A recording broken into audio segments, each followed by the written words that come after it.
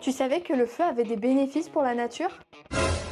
La semaine dernière, je t'ai introduit au brûlage dirigé et cette semaine, il est temps que tu en saches un peu plus. Déjà, les feux dont tu entends parler l'été n'ont rien à voir avec ça puisque le brûlage dirigé, c'est uniquement pendant l'hiver avec des conditions météorologiques super strictes.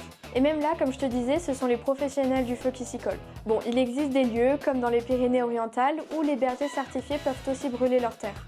Alors concrètement, on va allumer des petits feux dans un périmètre défini par la cellule départementale de brûlage dirigé. Je précise petit car les feux doivent rester au sol avec pour objectif de détruire le bois mort et en gros tout ce qui traîne et qui pourrait servir de combustible à un incendie durant l'été.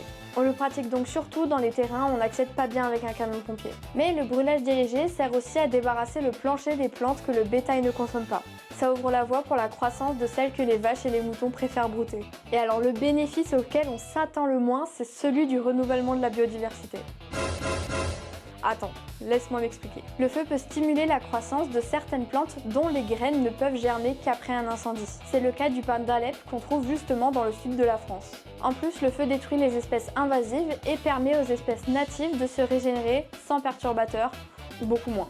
Oui, c'est vrai, le feu est un phénomène naturel, donc il a bien une utilité pour la nature, mais c'est pas une raison pour l'aider à s'enflammer. Alors n'oublie pas de mégots par terre et pas de feu ni de barbecue près de la végétation.